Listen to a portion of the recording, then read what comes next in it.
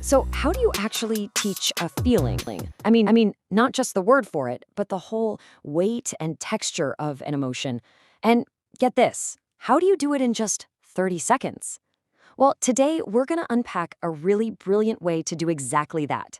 It all starts right here with this one sentence. It just kind of pulls you in, doesn't it? You immediately want to know more about this person. You already start to feel something just from these few words. And that really gets to the heart of the challenge, right? How do you move past a simple definition? How do you make someone truly understand, truly feel the meaning of a word before they even think about looking it up? Yeah, this is all about learning beyond the textbook. Because, a dictionary can give you the facts, but it almost never gives you that human understanding, that actual feeling behind the word. So to figure this out, we're going to deconstruct this super powerful little model. It's called One Moment, One Sentence. And honestly, it's a fascinating and incredibly effective way to teach the meaning behind our words. So let's pop the hood on this 30-second lesson. We're going to take this tiny little learning machine apart, piece by piece, and see exactly what makes it tick so well. And here it is, the entire blueprint. In just 30 seconds, it moves from a hook to a story, then it embeds the lesson right inside, gives a simple meaning, and wraps up with a soft call to action. It's a perfect little narrative arc. Okay, let's break it down. First up, let's talk about the first piece of this puzzle, the hook.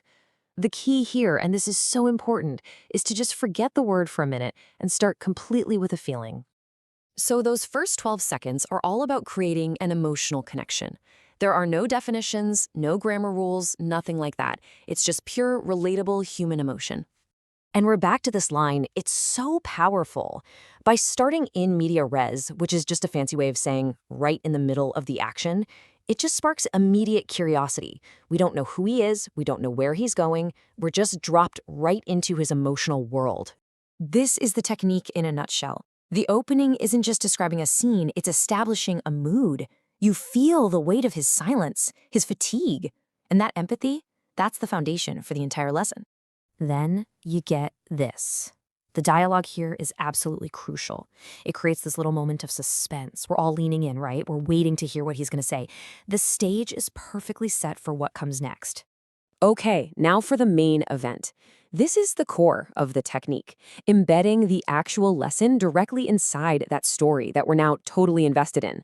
We're now focusing on this middle section, from about 12 to 27 seconds. This is where the real magic happens, where that initial emotion gets transformed into a real, concrete understanding. This right here, this is the key moment.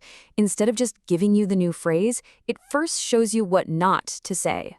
I'm fine. We've all done that, right? That automatic, often untrue response. And then, boom, it provides the better, more precise alternative. I'm just a little overwhelmed. Using contrast like this is incredibly powerful because it gives the new word immediate context and value. And right after we get the word in context, we get this beautifully simple definition. Overwhelmed, too tired in your mind.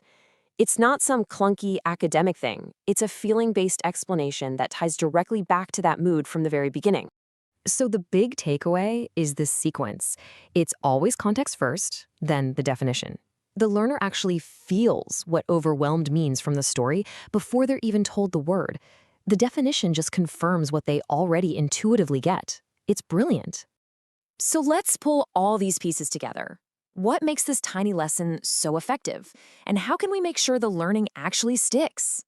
It works because it's built on these solid principles. It creates immediate empathy, so you actually care. It embeds the learning in a narrative, which is how our brains are wired to remember things. It uses that contrast for clarity, gives a super simple meaning, and most importantly, it just feels human, not academic. And we can actually boil this all down into a repeatable recipe, the one-moment formula.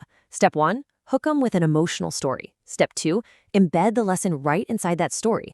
Step 3, define the concept as simply as you possibly can. And step 4, end with a gentle call to action. It's a blueprint you can use over and over.